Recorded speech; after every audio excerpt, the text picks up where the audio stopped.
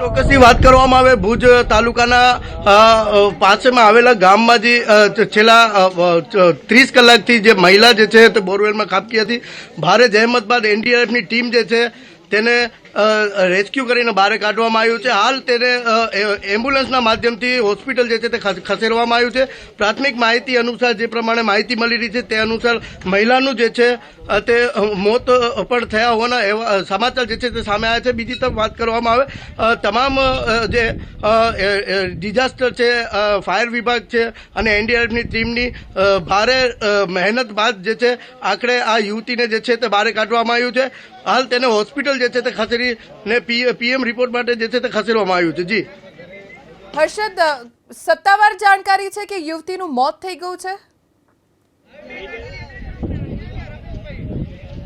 Hello જી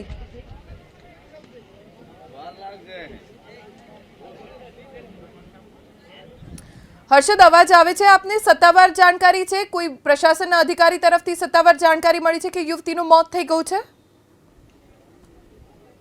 જી ચોક્કસથી સત્તાવાર જાણકારી નથી, પરંતુ અત્યારે હાલ જે પ્રમાણે વાતચીત એબીપી અસ્મિતાની જે અધિકારીઓ સાથે વાત થઈ છે તે મળતી માહિતી અનુસાર જે છે તે પ્રથમ જે પ્રમાણે સૂત્રોમાંથી માહિતી મળી છે એબીપી અસ્મિતાને અત્યારે હોસ્પિટલ ખસેડવામાં આવ્યું છે અને ત્યારબાદ પીએમ રિપોર્ટ જે છે તે કરવામાં આવશે. ત્યારબાદ મોતનું તારણ જે છે તે સામે આવશે. હાલ જે રીતે વાત કરવામાં આવે એનડીઆરએફની ટીમ દ્વારા ભારે જહેમત બાદ જે છે તે યુવતીને બહાર કાઢવામાં આવ્યું હતું. ગઈકાલ 24 એનડીઆરએફની ટીમ આવી અને 25 થી 26 કલાક થયા છે. ભારે જહેમત બાદ જે છે તે જે યુવતી હતી તેને બહાર કાઢવામાં આવ્યું છે. હાલ તેને સરકારી હોસ્પિટલમાં જે છે તે ખસેડવામાં આવ્યું છે. દીધોની યુવતીને અત્યારે કઈ હોસ્પિટલમાં લઈ જવામાં આવી છે હર્ષદ, કોઈ જાણકારી? જી ચોક્કસથી અત્યારે યુવતીને જે છે તે બાજુની સરકારી હોસ્પિટલમાં ખસેડવામાં આવ્યું છે. ત્યાં કને તેનો ત્યાં તેને સારવાર માટે ખસેડવામાં આવ્યું છે. ત્યારબાદ તપાસ બાદ જે છે તે આગળની કાર્યવાહી જે છે તે કરવામાં આવશે. ધોની હર્ષદ, છેલ્લે શું કરવામાં આવ્યું? કઈ કાર્યવાહીથી આ યુવતી બહાર આવી? કેમ કે 32 કલાકથી ઓપરેશન ચાલુ હતું. છેલ્લે કઈ રીતે યુવતીને બહાર કાઢવામાં આવી? ધોની જે રીતે છેલ્લા 30 કલાકથી વધુ સમય જે છે તે વીતી ગયું હતું.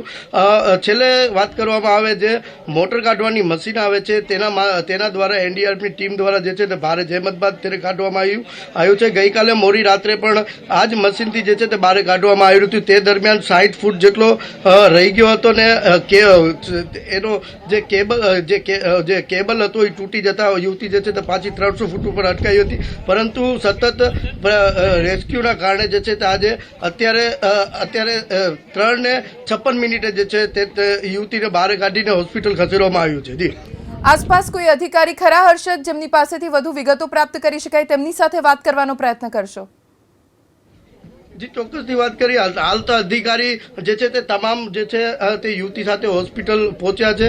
હાલ અત્યારે માત્ર અહીંયા કને જોઈ શકાય છે ગામના લોકો જે છે તે ઉમટ્યા છે.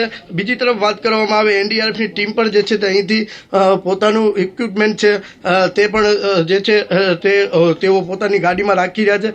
અધિકારીની વાત કરવામાં આવે તો અત્યારે અધિકારી અહીં કરે નથી. તમામ અધિકારીઓ જે છે તે યુવતી સાથે હોસ્પિટલ ગયા છે. જી ગામના કોઈ પ્રત્યક્ષદર્શી કે તેમની સાથે વાત થાય તો વાત કરવાનો પ્રયત્ન કરજો. હર્ષદ, આભાર જાણકારી આપવા માટે.